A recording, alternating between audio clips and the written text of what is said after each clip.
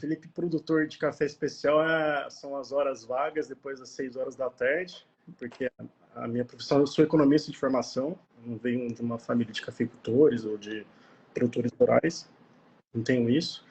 Então, eu fiz economia na UNB e agora trabalho em São Paulo, moro em São Paulo no mercado financeiro. Então, o café especial acabou, ou a cafeicultura acabou aparecendo por meios não muito programados e em algum momento eu pretendo ficar só na parte da cafeicultura, mas ainda não é o momento. Eu tô pensando em fazer uma transição mais tranquila bem planejada. Né? Ô Felipe, e fala uma coisa pra gente. O ano passado, você foi para o mercado na linha de produção de especiais. Desde o início, quando que surgiu essa vontade de produzir café, mas ir para o lado do especial? Tá. Como que surgiu essa ideia de produzir café, né?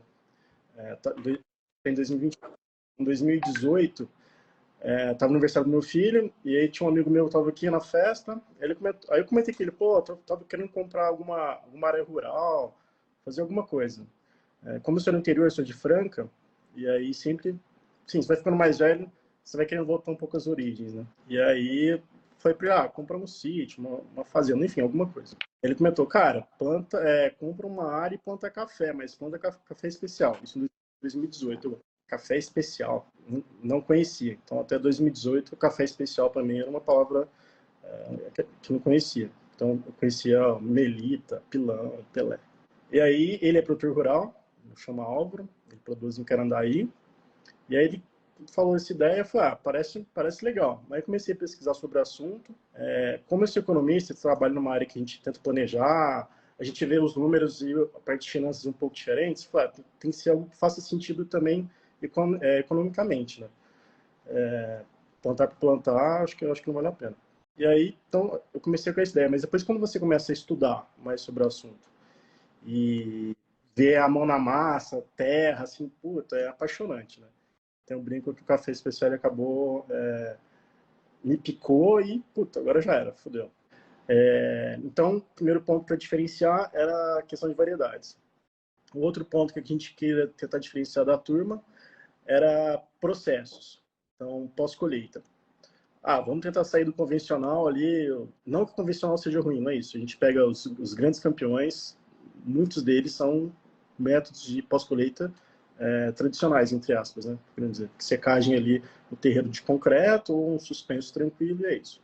Mas vamos tentar fazer umas coisas diferentes para ver o que acontece. Se der errado, deu, vamos seguir para outro caminho. Então, por isso que eu falo, a questão de testar sempre, né? E assim, igual eu falei, também o arroz com feijão é muito bom. Vou dar um exemplo. O nosso aranãs foi feito em terreiro suspenso, sem grandes novidades, sabe? Uma coisa já um arroz com feijão, mas um arroz com feijão bem feito. Então, deu um puta de um resultado. Então, quando eu falo em testar, para ver se coisas novas podem acontecer. Falando que o arroz com feijão é ruim, não é isso?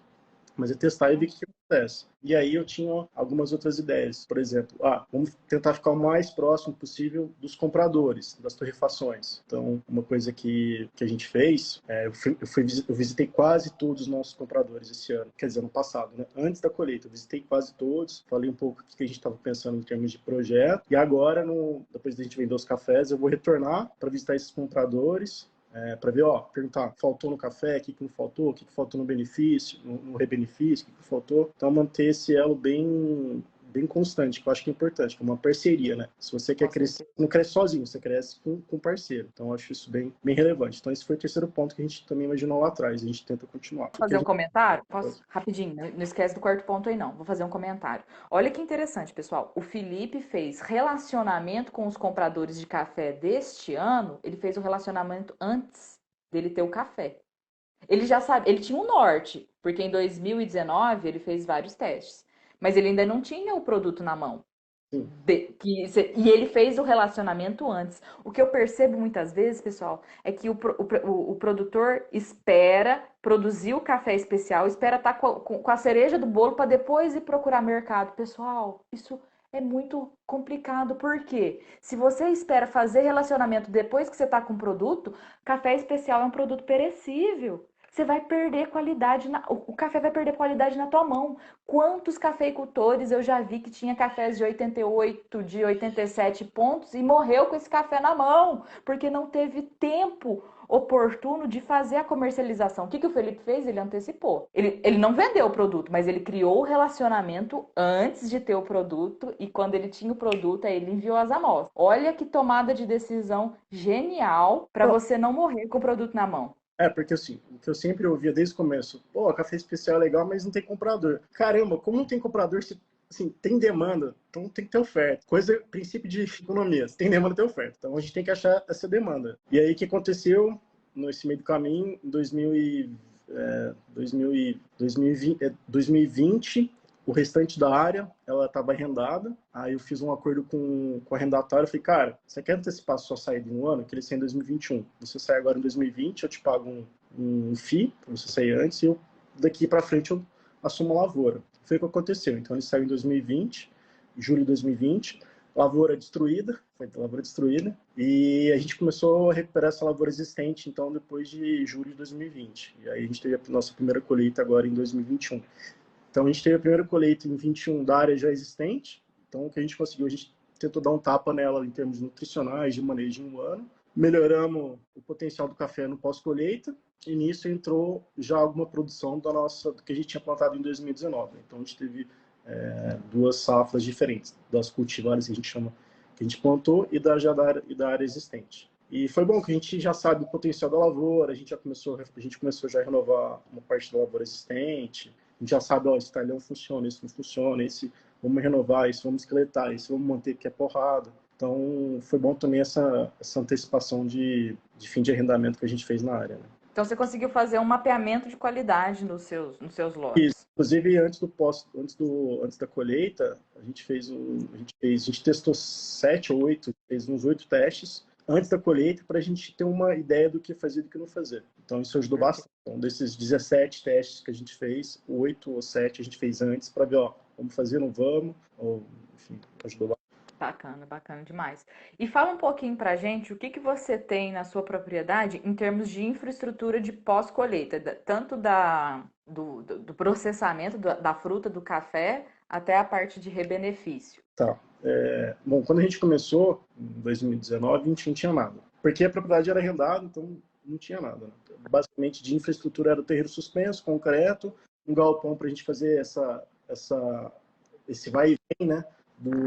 Da secagem intermitente. E é isso, assim, acho que não teve. É isso que a gente tem lá de infraestrutura de pós-colheita. Legal. Isso é muito legal porque tem produtor que acha que tem que ter assim uma infraestrutura muito rebuscada. É óbvio que você tem estrutura, mas não é assim daquelas dimensões gigantes que às vezes o cafeicultor acredita que precisa ter. O seu descascador é simples, né, por exemplo? Vou te dar um exemplo. A gente colheu 120 sacas esse ano. Sabe como a gente lavava o café? Na peneira. Os meninos lá, a gente tem 2 funcionários. Pessoal, ó, ele não tem lavador mecânico, tá bom? Ele não tem lavador mecânico. 120 sacas lavadas, peneira, olha. Haja Costa. Os meninos lá, o Jonathan e o Braga, queriam me matar. Eu falei, cara, mas é isso, vamos ralar esse ano para frutos, tem que ralar. Ano que vem a gente melhora, tem que melhorar. Ô Felipe, mas então, e aí, fala um pouquinho mais, então, eu adiantei no início da live, mas na produção que você teve, então, o ano passado, você conseguiu comercializar o café que já saiu da sua propriedade preparado para quantos locais? Como é que foi isso? Então, a gente vendeu café para Porto Alegre, Blumenau, Cuiabá, São Paulo, É muito lugar. Curitiba, Brasília, Belo Horizonte. A gente só não vendeu para o Nordeste, mas por isso a gente vendeu para quase todas as grandes capitais, tirando Blumenau, que não é capital, mas é uma cidade grande. E a gente foi super bem. Os cafés estão tendo uma acolhida super boa em relação também aos consumidores dessas torrefações. Fala pra gente qual foi mais ou menos assim o intervalo de pontuação que você obteve nos seus cafés. Cafés de mais ou menos. Isso é uma coisa interessante. Só antes de falar da pontuação. Os nossos cafés, eles descansaram durante quase 3 meses entre a prova, em julho, até agora, até outubro. Então, uma coisa super interessante. Nossos cafés eles melhoraram coisa de talvez até 3 pontos, dependendo do café. Então, por exemplo, o nosso lote inicial, que antes ele tinha 83, 84 pontos, hoje ele já está quase no 87. É impressionante. Esse descanso mais prolongado que eles tiveram, fez muita diferença, tá? Então, em termos de pontuação, a gente começou com um café ali em torno de 84 e até 90, quase 90. Foi nosso geisha, que a gente fez uma cata, e o nosso geisha foi super bem. Vai ser a nossa primeira colheita esse ano do geisha. E como é que foi a questão de precificação das sacas de café? Como que foi essa negociação? Foi muito ali, cliente por cliente. A gente tinha, na época, a gente tinha o preço spot. Em cima do spot, a gente trabalhava no spread, olhando os nossos custos, custo de oportunidade do dinheiro também, que é super importante, né? Aí eu trago um pouco de economia aqui para a empresa, porque tem que ser uma coisa sustentável também, galera. Tem que ser sustentável. Então, custo de oportunidade ali financeiro. Você pode falar algum valor, assim, que foi comercializado? Posso. Vou dar um exemplo. Na época, em julho, acho que o café estava 850, mais ou menos, se não me engano, no spot ali, no commodity. A gente teve uns lotes iniciais a 1.350, 1.400. Então, em relação ao spot a 850, foi uma valorização boa, né, em relação a termos financeiros. Em relação às pessoas que pretendem iniciar, né?